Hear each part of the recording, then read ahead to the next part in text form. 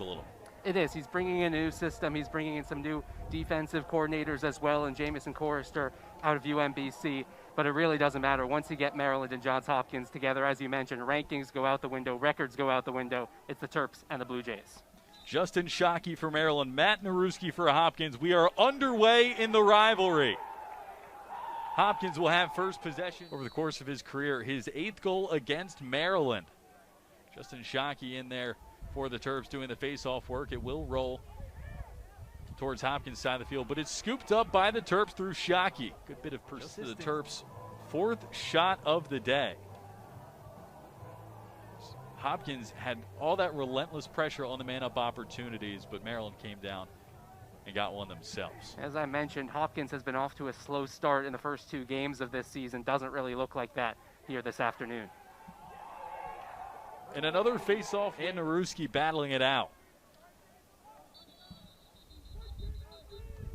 And it will go back to the Blue Jays. The Hopkins career active leader in goals and assists, Cole Williams. And this is a complete mirror image on the opposite side of what happened the last time these two teams met in this stadium back in 2019. It was Maryland who took 5 of the first 6.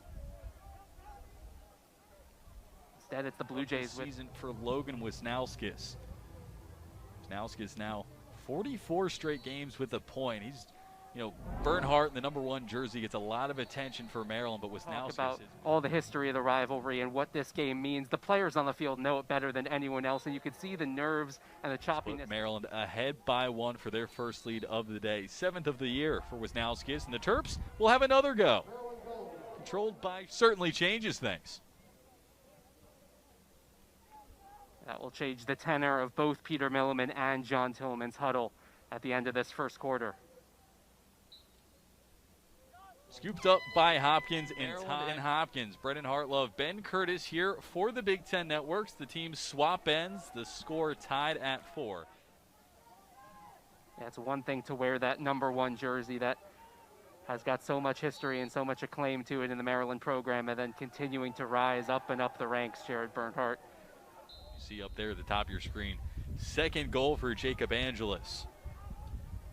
All 13 career points coming this game, 4 goals, 9 assists for Angelis. Coming the last 6 games going back to last year. You just know, especially as a kid from Montgomery County, playing in this game means so much to him.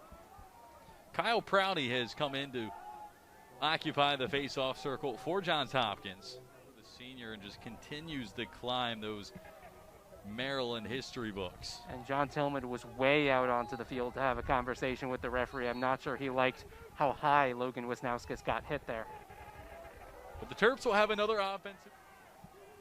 We left off with 2 goals in the last 44 seconds for Maryland to bring this one logos on it. It was a bit of a conversation about how it would be awarded this year. They only meet once a season typically in the regular season, but now meeting twice.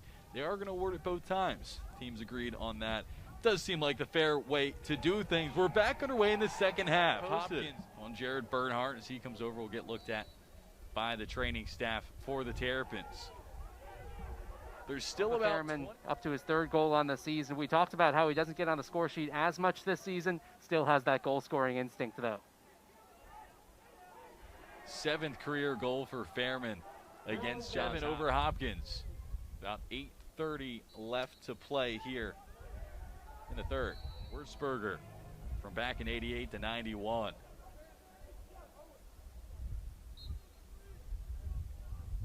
And if you're Hopkins, we talked about how they would be very pleased with the pace this game started and the scoring that they were able to keep up with. But here in the 3rd, it's slipping away just a little bit.